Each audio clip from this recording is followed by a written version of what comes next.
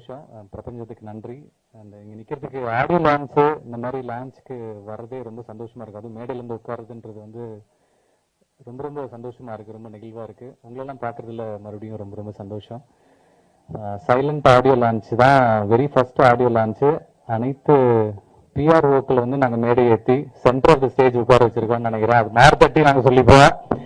And டைமண்டாக இருக்க diamond Dev சாரையும், ஸ்டாராக இருக்க எங்கள் நிக்கில் முருகன் சாரையும், அவரும் ஒரு ஆக்டரும் கூட. And thank you so much. இந்த இனிஷியேஷன் பண்ணதுக்கு என்னோட டீமுக்கு பெரிய நன்றி. அண்ட் சைலண்ட் திரைப்படத்தை பற்றி சொல்லணும்னா it's a very beautiful moment. எனக்கு சமயம் முரளி சாரை எனக்கு ரொம்ப ரொம்ப தெரியும்.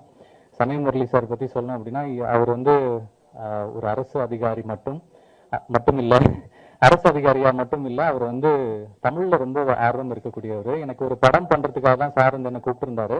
அந்த டைம்ல சரி அது ப்ராசஸ் போயிட்டு இருக்க டைம்ல வந்து சார் கூப்பிட்டு இந்த மாதிரி ஒரு ரோல் இருக்கு, நீங்க பண்றீங்களா அப்படின்னு கேட்டாரு. ரொம்ப நல்ல மனிதர். முரளி அப்படின்னா வந்து முரளின்ற பேருக்கு ஒரு காரணம் ஒன்று இருக்கு, முரளின்ற பேருக்கு ஒரு அர்த்தம் இருக்கு. என்னன்னா முரளின்றது புல்லாங்குழல் அப்படின்னு சொல்லுவாங்க.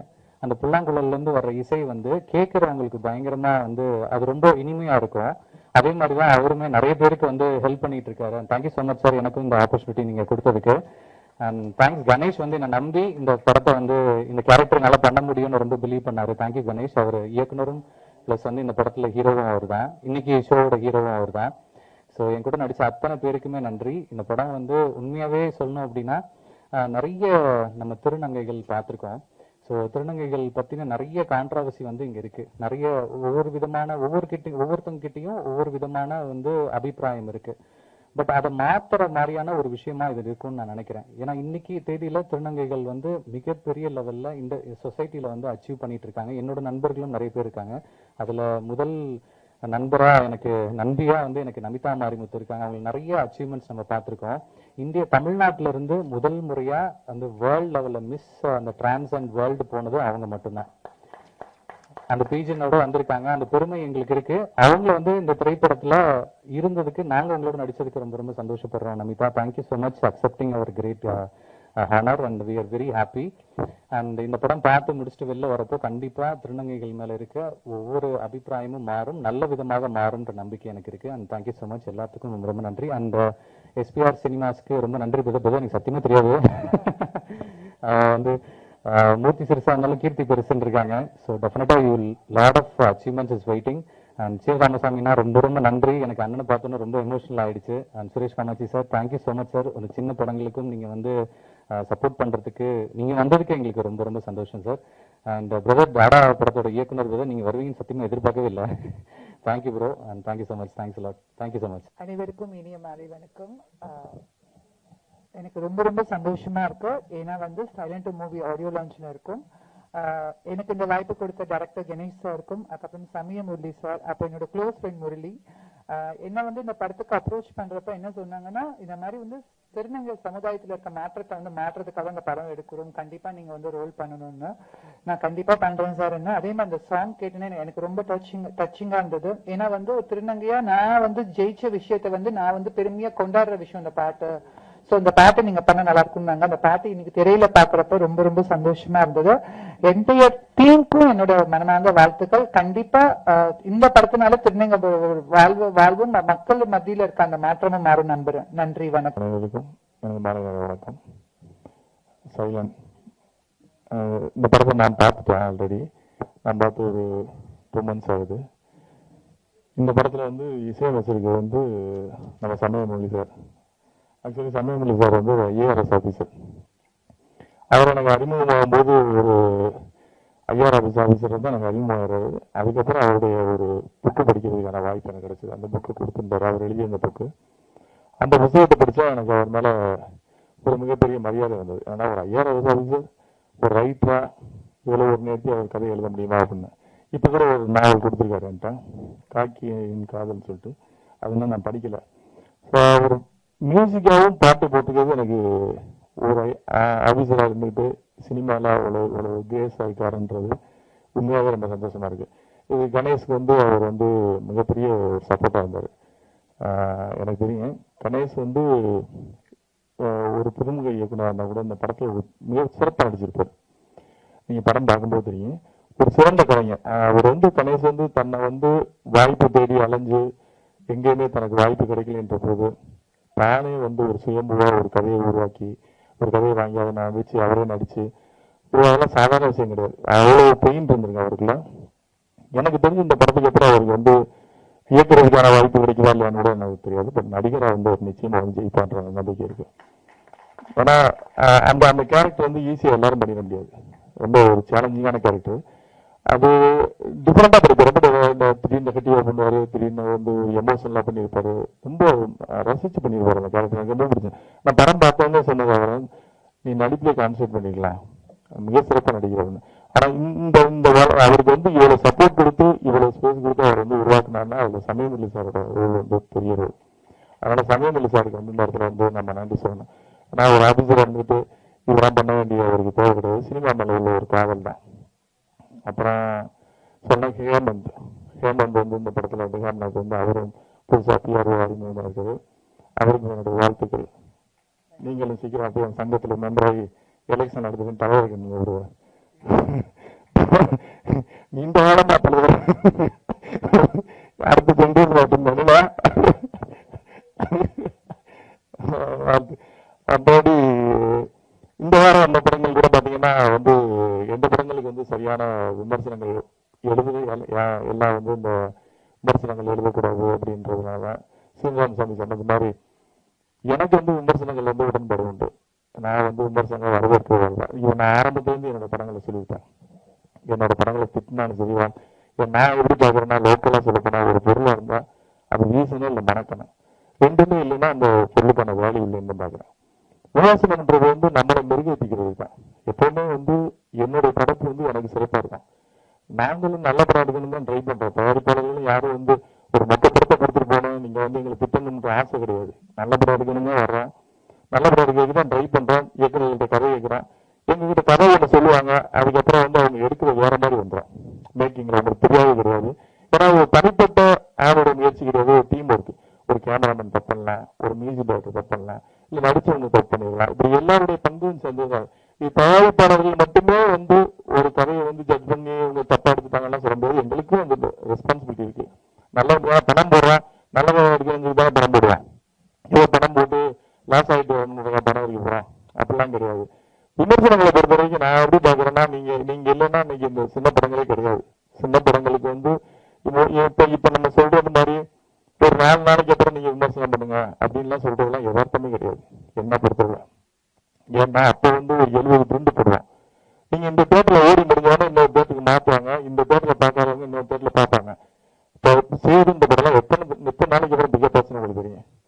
ஒரு விடுதலை ரகம்ன்ற படம்லாம் எவ்வளோ நாளைக்கு அப்புறம் பிக்கப் ஆகுங்க. நீங்க இன்னைக்கு மாதிரி சேதுவோ இல்லை இன்னைக்கு விடுதலை ரகமோ ரிலீஸ் ஆகுதுன்னா இன்னைக்கு ஒரு டிஆர் இருந்திருக்க மாட்டாரு, ஒரு பாலா இருந்திருக்க மாட்டாரு. ஸோ அப்போ அன்னைக்கு வந்து ஸ்க்ரீன் பேஸ் ஒரு தேட்டருக்கு முடிஞ்சதுன்னா இன்னொரு தேட்டருக்கு மாற்றுவாங்க. அப்போ ஆடியன்ஸுக்கு பார்க்கறதுக்கான வாய்ப்பு இருந்தது. இன்னைக்கு ஒரு நாள் கூட்டு தான். காலையில் 11 மணிக்கு ஷோ வந்து ரன் ஆச்சுன்னா அந்த ஷோக்கு ஆள் வரலைன்னா அடுத்த ஷோ 2:30 ஷோ வந்து இருக்காது. இந்த படம் தூக்கிடுவாங்க. ஸோ இப்போ ஒரே நாளில் விட்டு பிடிச்ச மாதிரி அன்னைக்கு முடிஞ்சு போச்சு, சோழி முடிஞ்சு போச்சு. அதுக்கான வேலையே இருக்காது. அப்போ நம்ம வந்து நம்ம என்ன ஏதாவது ஒரு மேட்ச் கிரியேட் பண்ண வேண்டியது இருக்கு. அந்த படத்தை முன்னாடியே மீடியாவுக்கு போட்டு காட்ட வேண்டியது இருக்கு. நீங்க அந்த படத்தை பத்தி பேசுங்க, நீங்க பேசிட்டா ரப்பர் பண்ணி ஹிட் பண்ணீங்க, யாராலும் மறுக்க முடியாது. அதாவது வந்து நல்ல படத்தை ஓட வச்சதுல பங்கு மீடியாக்களோட பங்கு இருக்குன்றது எனக்கு தெரியும். நான் அது நல்ல படம் நீங்க வெளியே ப்ரெஸ்ஸை பார்த்துட்டு வந்தோடனே சோசியல் மீடியால ஒரு வைப் கிரியேட் ஆகும்.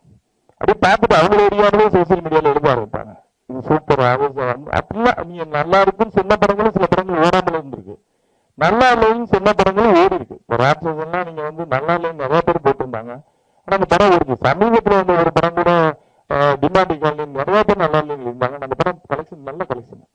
ஸோ அப்போ நம்ம வந்து எல்லாரோட பார்வையும் ஒரே மாதிரி இருக்காது. நம்ம பார்க்கறதுதான் சரியான படம்னு சொல்றேன். நான் ரசிக்கிற படம் வந்து எல்லாரும் ரசிக்கணும், அவங்க மனநிலை பொறுத்துதான் ஒரு படம் பார்க்கறது. நம்ம அதுக்காக பயந்துக்கிட்டு நம்ம விமர்சனம் வேணாம்னு சொன்னோம்னு வச்சுங்களேன், அப்புறம் இப்படிப்பட்ட இயக்குநர்கள்லாம் வரவே முடியாது. இவங்கெல்லாம் ஒரே நாளை கனவு போடுவாங்க. அப்புறம் இன்னைக்கு எதிர்காலத்தில் வர இயக்குநருடைய வாழ்க்கையெல்லாம் கனவாகி போடும். அவங்க எப்படி வர்றது? இப்போ நீங்கள் ரப்பர் பந்துக்கு யாருமே விமர்சனம் பண்ணல, 4 நாள் பற்றி நீங்கள் விமர்சனம் பண்ணுங்கன்னு நம்ம சொல்லியிருந்தோம்னா அந்த இயக்குநரோட வாழ்க்கை என்ன இருக்கும்? புதுசாக வர ஒரு இயக்குநருக்கு வந்து எந்த நடிகர் வந்து பெரிய நடிகர் வந்து டேட்டு கொடுத்து நீங்கள் ஒரு பெரிய படங்களுக்கு வந்து அவங்களுக்கான ரசிகர் பட்டாளம் இருக்காங்க, அவங்க வந்து நோன் ஷோ ஃபில் பண்ணிடுவாங்க. அதுக்கிட்ட அந்த நியூஸை ப்ரூவ் பண்றதுக்கான ஆர்டிஸ்ட் தான் வேல்யூ உள்ள ஆர்டிஸ்ட். அதுக்குதான் ஒரு மார்க்கெட் வேல்யூ உள்ளவங்க அவங்களுக்கு சம்பளம் கொடுத்து நம்ம நடிக்க வைக்கிறோம். நியூஸ் சொல்லுவாங்க ப்ரூவ் பண்ண அப்படின்னு. அப்ப அப்படி வரும்போது மவுத் டாக்ல ஒரு வேளை அவங்க பார்த்துட்டு வெளியே சொல்லுவாங்க படம் நல்லா இருக்குன்னா திரும்ப வர போறாங்க, நல்லா இல்லைன்னா போக போறாங்க. சின்ன படங்களுக்கு நம்ம என்ன பண்ண முடியும்? சின்ன படங்கள் நீங்க 4 நாளைக்கு வந்து ரிவ்யூ போடுங்க அப்படின்னு சொன்னோம்னா நம்ம 4 நாளைக்குள்ள அந்த படம் காணாம போயிடும். வந்தனைக்கே காணாம போயிடும். 4 நாளைக்கு அப்புறம் வந்து நம்ம தான் உட்காந்து தனியா பார்த்துட்டு இருக்கோம். அதனால வந்து இது நம்ம வந்து மீடியாவும் தயாரிப்பாளர்களும் ஒரு இணக்கமான முடிவு எடுத்து போக வேண்டியது. இந்த சினிமா நல்லா இருக்கணும்ன்றதுல உங்க பங்கு வந்து மிகப்பெரிய பங்கு. உங்களோட பங்கு வந்து இந்த படத்தை வந்து நீங்க கொண்டு போய் சேர்க்கறதுக்கான பொறுப்பு உங்ககிட்ட தான் இருக்கு. இது நம்ம 2 பேரும் தான் நம்ம ஆரோக்கியமா அப்படி வருவோம். விமர்சனங்களை வந்து ரொம்ப நாகரிகமா ஆரோக்கியமா வைக்கணும். ஏன்னா ஒரு காலத்துல வந்து அவங்க இப்போ தெரியும் ஆனந்தவர்களுடைய மார்க் போடுறதுலாம் பாத்தீங்கன்னா போஸ்ட் அடிச்சுலாம் ஓட்டிருக்காங்க. 45 மார்க் ஆனந்த விடல போடுறாங்க, 50 மார்க் போடுறாங்கன்னா அது அன்னைக்கு வந்து வால்பஸ்ல பெருசா இருக்கும் ஆனந்த விடல. அப்ப அது வேல்யூ பண்ணாங்க அந்த விதியை வந்து. அதாவது பத்திரிகையாளர்கள் நமக்கும் வந்து அந்த ரெஸ்பான்சிபிலிட்டி இருக்குன்னு நம்புறேன். ஏன்னா இது நம்ம எல்லாரும் சேர்ந்து கிட்டத்தட்ட நம்ம இண்டஸ்ட்ரியில ஒரு 50,000 பேருக்கு வாழக்கூடிய ஒரு தொழில். இதுக்கு நமக்கு எல்லாருக்குமே ரெஸ்பான்சிபிலிட்டி இருக்குன்னு நம்புறேன். அதுக்காக பத்திரிகை நீங்க நான் சொல்ல மாதிரி நீங்க வெளியே போடாதீங்க அப்படின்னு சொல்றதுல எனக்கு விரும்பவே கிடையாது. அப்படின்னா வந்து ஒரு படம் ரிலீஸ் ஆகும்போது அந்த படம் வந்து எத்தனை நாள் மினிமம் நீங்க தேட்டர்ல போடுவோன்ற கணக்கு வேணும். இத்தனை நாள் நாங்க எடுக்க மாட்டோம் அந்த படத்தை. ஆள் வருவோ வரலையோ ஒரு 4 நாளைக்கு இந்த படம் நிற்கும், நாங்க போடுறோம் மவுத் டாக்ல வரட்டோம் அப்படின்னு நாங்கன்னா ஒத்துக்கலாம். அப்படி போட்டுருக்காங்க கண்டிப்பா ஒத்துக்க மாட்டாங்க. ஏன்னா அவங்களும் எப்படி லாஸ்ட பேர் பண்ணுவாங்க. அவங்களுக்கு என்னன்னா வந்து எங்களுக்கு இன்னும் வரலங்க, நம்ம காசு கொடுத்து டிக்கெட் வாங்கி நீங்க போடுங்கன்னு சொன்னா கூட போட மாட்டாங்க. ஏன்னா கேண்டீன் பிசினஸ் இருக்காது. ஸோ அதுவும் சிக்கல் இருக்கு. ஸோ பிராக்டிக்கலா அப்படி நிறைய சிக்கல் இருக்கு. நீங்க எல்லா பக்கமும் நீங்க யோசிக்கணும். விமர்சனம் வேணாம் போது அப்ப எனக்கு அந்த பக்கத்துல நீங்க வந்து எனக்கு அதுக்கான ஸ்பேஸ் கொடுக்கணும். இல்லைங்க நாங்க 4 நாளைக்கு வந்து நாங்க வந்து வெள்ளி சனி திங்கள் 3 நாளைக்கு வந்து கண்டிப்பா நாங்க படத்தை எடுக்க மாட்டோம். படம் போட்டீங்கன்னா அந்த படம் ஓடும். எத்தனை ஷோ உங்களுக்கு இருக்கணும் அத்தனை ஷோ நாங்க தூக்க மாட்டோம்னு கேரண்டி இருந்ததுன்னா நிச்சயமா விமர்சனம் வேணாம்னு சொல்லலாம். நீங்க வேணாங்க பரவாயில்ல, அதுக்கான வாய்ப்பு இல்ல, கொடுக்க முடியாது. அவங்களாலும் கொடுக்க முடியாது. ஏன்னா அவங்களும் தேட்டர் பிசினஸ் பண்றவங்க அவங்க என்ன பண்ண முடியாது. எல்லாமே வியாபாரம் தானீங்க. அப்ப நமக்கு ஒரே சாய்ஸ் வந்து மீடியா தான். மீடியா பார்த்துட்டு நல்லா இருக்குன்னா நல்லா இல்லைன்னு நல்லா இருக்குன்னு எழுத போறாங்க, நல்லா இல்லைன்னா நல்லா இல்லைன்னு எழுத போறாங்க. நல்லா இல்லைன்னு நம்ம மாத்திக்க போறேன். இதுதான் தொழில் வந்துட்டேன்.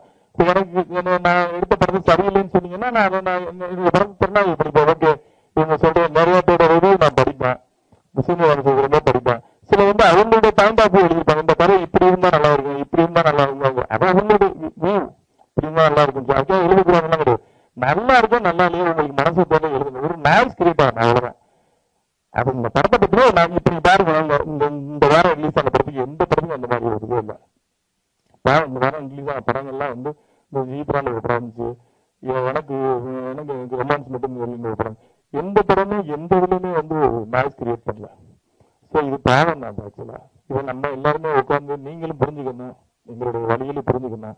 நாங்களும் இவ்வளவு கோடி ரூபாய் போட்டு இன்வெஸ்ட் பண்ணி படம் எடுக்கிறேன். நீங்க வந்து குற்றம் சொல்வதற்கு உங்களுக்கு முழு உரிமை இருக்கு. எந்த ஒரு ஆசிரியனுக்கும் மாணவனை கண்டிப்பதற்கு முழு உரிமை உண்டு. அந்த மாணவன் வந்து அவனை திருப்பிக்கிறதா நல்லதுதான். கசப்பு மருந்து எப்பவுமே வந்து உடம்புக்கு நல்லதுன்னாங்க. நீங்க சொல்ற அறிவுரை எங்களுக்கு அப்படித்தான் இருக்கணும். தனிநபரா வந்து உங்களுடைய விருப்ப உறுப்புகளை வந்து இதுல காட்டக்கூடாதுன்றதான் என்னுடைய தலைமையான கருத்து. இது உங்கள்ட்ட வந்து நான் அட்வைஸாக்கல ஒரு வேண்டுகோளை வைக்கிறேன். உங்களுக்கு விருப்ப உறுப்பு எது இருந்தாலும் அதுதான் அவங்க அந்த படைப்புல கேட்டாங்க. ஏன்னா அந்த படைப்புல நீங்க என்ன மட்டும் உங்களுக்கு பிடிக்காம இருக்கும், என்ன பிடிக்காதுக்காக என்னை டார்கெட் பண்ணி இருப்பீங்க. பட் அந்த படத்துல வந்து நிறைய பேர் நடிச்சிருப்பாங்க, நிறைய பேரோட முதல் கனவா இருக்கும். அதுல அவங்க அப்ப எல்லாருமே பாதிக்கப்படுறாங்க. ஸோ அதனால நம்மளுடைய தனிமனித உறுப்புலாம் வந்து ஒரு படைப்புல வைக்கக்கூடாதுன்றது என்னுடைய வேண்டுகோள். மற்றபடி உங்களுடைய ஆதரவு வந்து சினிமாவுக்கு என்னைக்குமே தேவை. முதல் நாளே உங்களுடைய விமர்சனத்தை நாங்க எதிர்பார்க்கிறோம், எங்களுக்கு வேணும் அப்படின்றது ரொம்ப ஸ்ட்ராங்கா இருக்கேன். இது சீனியர் வந்து நம்ம நீங்க சொல்லுங்க ப்ரொடியூசருக்கு சொல்லுங்க. நான் எப்பவுமே என்னோட ஸ்டாண்ட்ல நான் தெளிவா இருக்கேன். நான் வெளியே வந்து மதிக்கிறவன், நான் விமர்சனங்களை ஏற்றுக்கொள்ளக்கூடியவன், விமர்சனம் வேணும். ஏன்னா அதுதான் இன்னைக்கு உள்ள படைப்பாளிகளை அடையாளப்படுத்துவேன். சின்ன பாடான ஒரு டேரக்டருக்கு வந்து பேசிட்டு போனாரு. அவர் எப்படி உருவானாரு? நீங்க கொடுத்த விமர்சனத்து மூலமா நீங்க நிறைய பேரை உருவாக்கி விட்டீங்க. இன்னைக்கு உயரத்தில் இருப்பவரெல்லாம் நீங்க உருவாக்கி விட்டவங்க தான். நான் உயர போனதுக்கு அப்புறம் நீங்க தேவையில்லைன்னு உங்களை எடுக்கிறது வந்து நியாயமா இருக்காது. எனக்கு அது சரின்னு தெரியல. பட் அதனால உங்களுடைய விமர்சனங்கள் வர இந்த படத்துக்கு அப்படித்தான் நான் சொல்றேன். இந்த படத்துக்கு இந்த கணேசன்றவர் அவருடைய பெரும் முயற்சி. இந்த படம் இந்த படம் வந்து அவர் எவ்வளவு கஷ்டப்பட்டு எடுத்திருக்காருன்றது எனக்கு தெரியும். ஏன்னா அவர் அந்த கேரக்டர் நடிச்சதுதான் அவருடைய உண்மையாவே அவருடைய வாழ்க்கை எவ்வளவு வழி இருந்தா அப்படி நடிச்சிருப்பாருன்றது நான் உணர்ந்தேன். உண்மை நீ காலையில் இருந்து கூப்பிட்டு கூட என் ஆஃபீஸில் வந்து வருது, நான் வரவே வேணாம்னு சொன்னேன். பரவாயில்ல நீங்கள் ஃபோனில் சொன்னப்போ நான் வரேன் அப்படின்னேன். இல்லை உங்கள் ஆஃபீஸ்க்கு வரேன் அப்படின்னு ஒரு வர வச்சு நான் கேட்டேன், யார் யாரை கூப்பிடுறீங்க, யார் இதுக்கு பிஆர்ஓ, எப்படி வந்தால் சொல்லுன்னு கேட்டேன். அவருக்கு தான் அவர் வந்து படம் பண்ணணும் நடிக்கணும் அப்படின்ற ஒரு ஆர்வமாக இருக்கு. நிச்சயமா நல்லா இருக்கீங்க பிரதா. நீங்க இந்த படத்துக்காக நிறைய மெனக்கேட்டிருக்கீங்க. உங்களுடைய சின்சியாரிட்டி கண்டிப்பா இருக்கு. ஏன்னா சினிமா வந்து நம்பினவங்களை கைவிட்டதே கிடையாது. சும்மா இதை வந்து ஒரு என்டர்டைன்மெண்ட் பொழுதுபோக்கு எடுத்துட்டு போறவங்கள வேணா அந்த சினிமா கைவிட்டுருக்குமே தவிர உண்மையாவே சினிமா நேர்ச்சி யாரும் தோத்து போக மாட்டான். தோத்து போறோம்னா நமக்கு தெரியுமே தவிர தோத்து போக மாட்டான். நிச்சயமா ஜெயிப்போம். நீங்க இந்த படத்தின் மூலம் வெற்றி பெறுவீங்க. என்னுடைய வாழ்த்துக்கள், இந்த டீம் அனைவருக்கும் என்னுடைய வாழ்த்துக்கள். நன்றி. வீரர்களை முன்னிட்டு இந்த விழா நடத்திய திரு ஹேமந்த் அவருக்கு நன்றி. இந்த விழா வெற்றி அடைய என்னுடைய வாழ்த்துக்கள். அனைவருக்கும் இனிய மாலை வணக்கம். பெரியவர்கள் இருக்கும் சபையில் என்னையும் பேச வைத்த என் அம்மா, அப்பா, மனைவி மற்றும் கடவுளுக்கு நன்றி.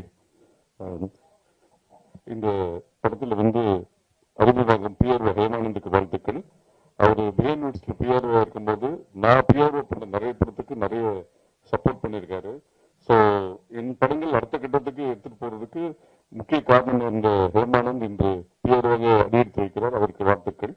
இந்த படத்துல வந்து நம்ம பொதுவாக வந்து நிறைய ஃப்ரெண்ட்ஸ் இருப்பாங்க, ஆனா சமயத்துல யாரும் உதவி பண்ண மாட்டாங்கன்னு சொல்லுவாங்க. ஆனா ஹேமானந்துக்கு இந்த படத்துல வந்து சமயத்திலேயே சமயத்துல வந்து ஹெல்ப் பண்ணி மியூசிக் டைரக்டரா ஆயிருக்காரு. ஸோ அவர் வந்து ஒரு ஐஏஎஸ் ஆஃபீஸர்னு ஒரு ஜிஎஸ்டி கமிஷனர் அவரு. ஆனா அந்த ஜிஎஸ்டி கமிஷனர் என்ற எந்த ஒரு பந்தமும் இல்லாமல் சினிமாவில் இருக்க ஒரு பேஷன்னால பண்ணிட்டு இருக்காரு. அவர் இசையை பத்தி சொல்லும் போது எனக்கு வந்து ராகம்லாம் எதுவும் தெரியாது சொல்லிட்டு சில பல்லவிகள்லாம் சொன்னாரு. தீராஜர் சார் வந்து ராகம் தேடும் பல்லவின்னு சொல்லி ஒரு படமே எடுத்து சக்சஸ் பண்ணியிருக்காரு. அதனால உங்களுக்கு ராகம் தெரியாமல் இருக்கலாம், ஆனால் உங்கள் பல்லவி அந்த ராகத்தை தேடி இருக்கிறது. அதனால பாடல்கள் நல்லாக வந்திருக்கிறது.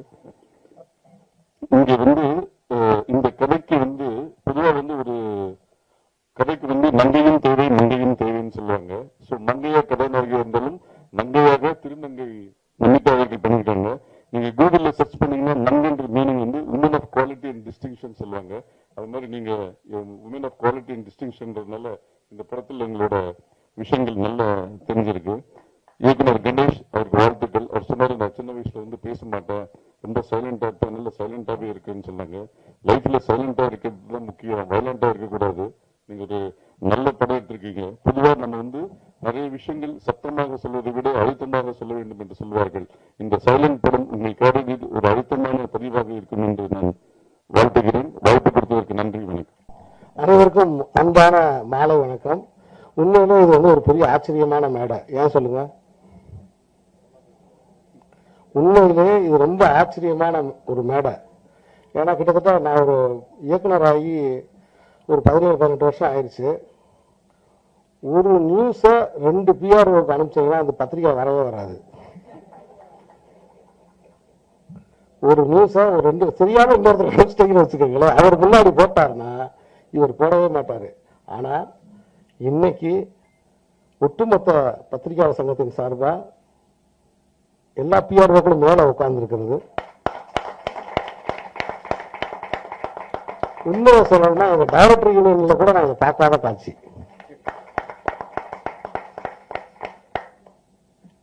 முதல்ல இந்த விழாவுக்கு என்னை அழைச்ச ஹேமந்துக்கு என்னுடைய மனப்பூர்வமான இதயபூர்வமான வாழ்த்துக்களை தெரிவிச்சுக்கிறேன்.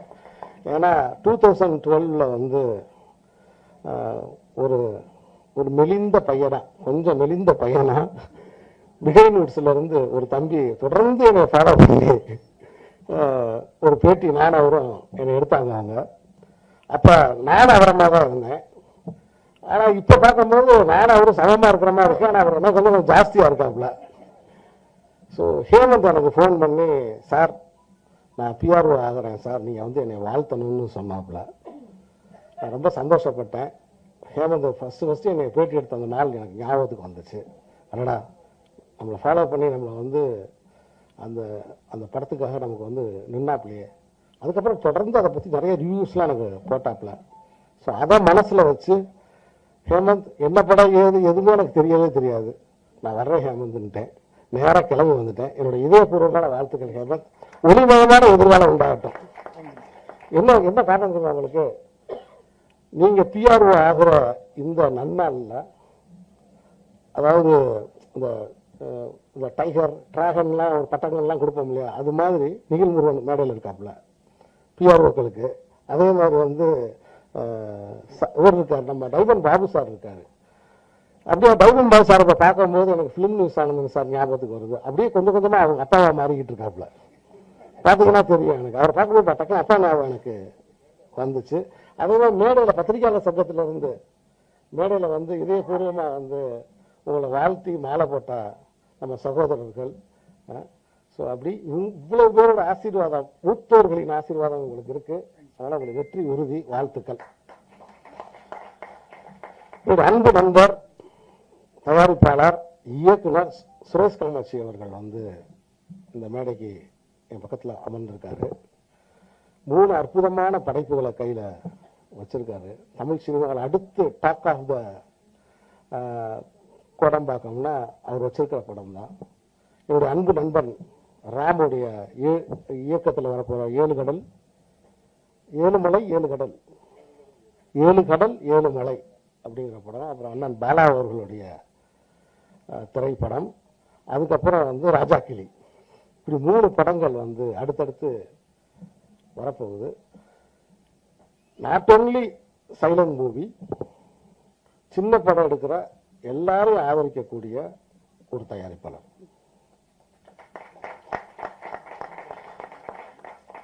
என்னுடைய மாமனிதனா இருக்கட்டும், இந்த கோழி பண்ணை செல்லதுறையா இருக்கட்டும், அதோட எல்லா லெவல்லையும் வந்து எனக்கு சப்போர்ட் பண்ண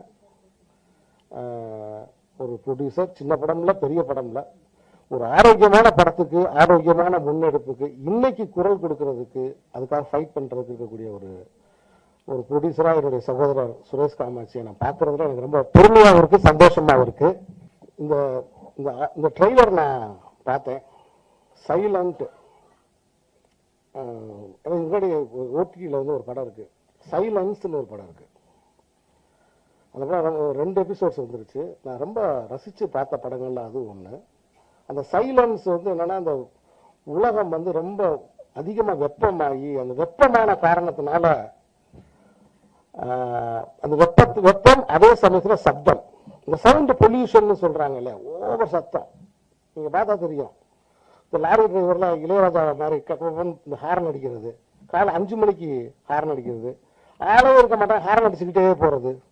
இந்த சவுண்ட் பொல்யூஷன், இந்த சவுண்ட் பொல்யூஷன்னால சில உயிரினங்கள் தோன்றுகிறது. அந்த படத்துல சில உயிரினங்கள் தோன்றுகிறது. அது யாராவது சத்தம் கொடுத்தவங்களை போய் தாக்குது. இதுதான் அந்த படத்தோட கதை.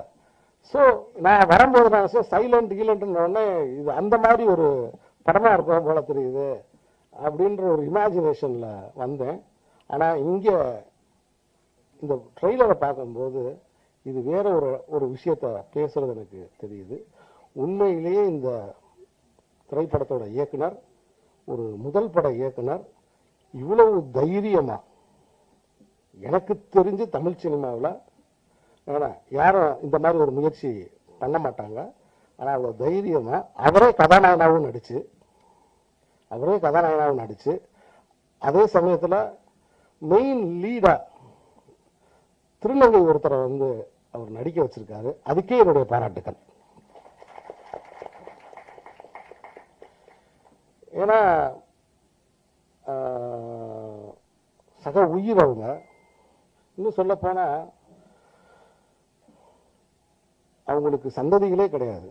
இதுதான் கடைசி சந்ததி, அடுத்த சந்ததியே கிடையாது. அவங்க யாருக்காகவுமே செல்வத்தை சேர்க்க வேண்டிய தேவையே இல்லை.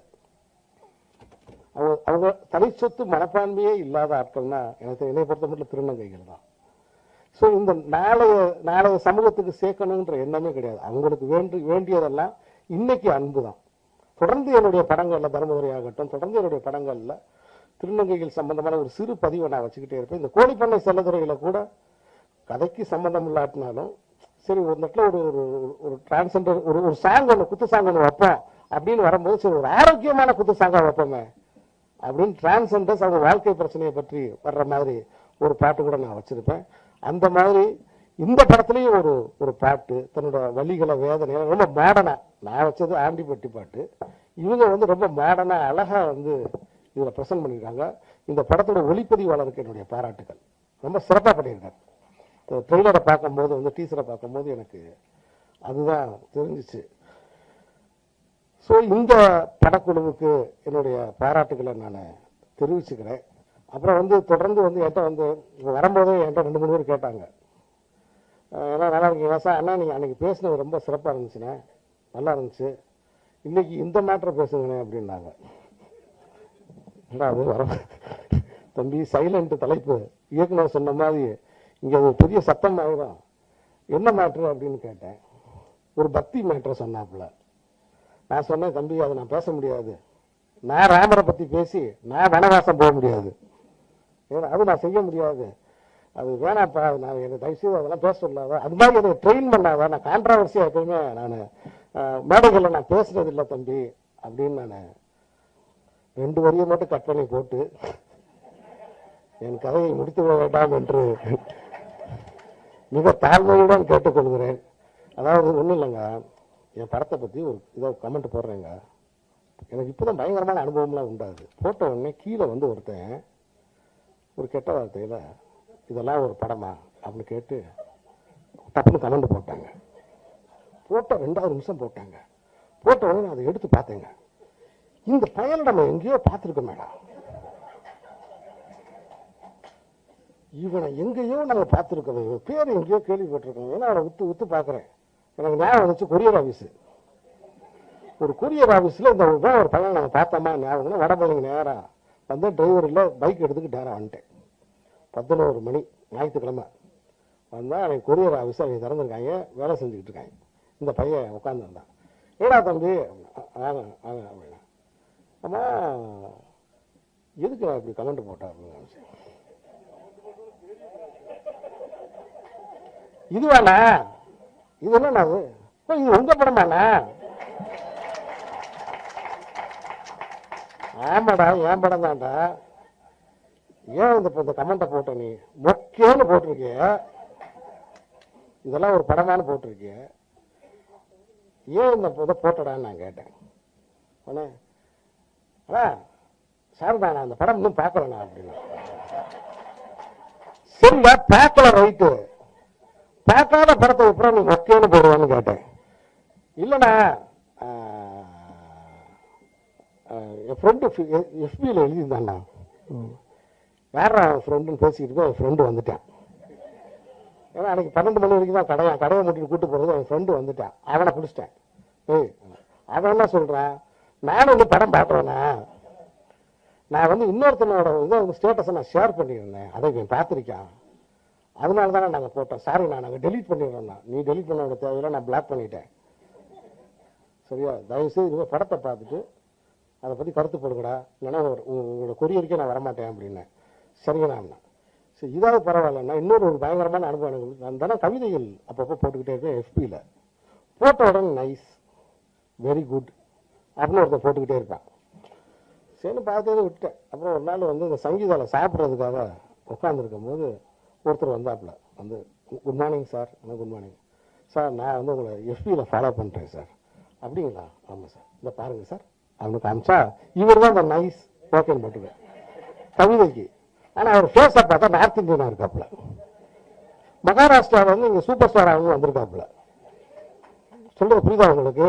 அங்கேருந்து வந்து ரஜினி சார் இன்ஸ்பிரேஷனாக எடுத்துக்கிட்டு அங்கேருந்து இங்கே வந்திருக்காப்புல. ஏன்னா கதை காமிச்சு நைஸ் ஓகேன்னு. நான் கேட்டேங்க, வா இந்த கவிதையை நீ படிச்சியான்னு கேட்டேன். தமிழ் படிக்க தெரியுமான்னு கேட்டேன். இல்லை சார் நான் படிக்க தெரியாது சார். அப்புறம் ஏன் நைஸ் நைஸ்ன்னு போடுறான்னு கேட்டேன். இல்லை சார் உங்களை சப்போர்ட் பண்ணலான்னு நினச்சேன் சார். என்னை எதுக்கு என் கவிதையே படிக்காம என்னை எதுக்கு நீ சப்போர்ட் பண்ணணுங்கிறான். இல்லை சார் நீங்கள் தான் விஜய் சேதுபதினு சொன்னாங்க. இதெல்லாம் போட்டால் பேரண்ட்ஸ் உங்கள் ஆஃபீஸில் வந்து பார்த்து ஒரு சான்ஸ் கேட்கலான்னு நினச்சேன். சரி எந்த ஊரியா நீங்கள்? பூனே சார். இனிமே என் ஆஃபீஸுக்கு வா, ஆடிஷன் நடக்கும்போது வந்து பாரு, ஆனால் வந்து நைஸ்ன்னு மட்டும் என் கவிதைக்கு போடாத அப்படின்னு சொல்கிறேன். இப்படி இணையதளத்தில் இந்த மாதிரி சமாச்சாரங்கள்லாம் நடந்துக்கிட்டு இருக்கு. ஸோ மகிழ்ச்சி. சைலண்ட் குழுவினர்களுடைய வாழ்த்துக்கள். இந்த படத்தை மக்கள் மன்றத்துக்கு கொண்டு செல்லுங்கள். பத்திரிகை நண்பர்களே, மீண்டும் சந்திப்போம். வணக்கம்.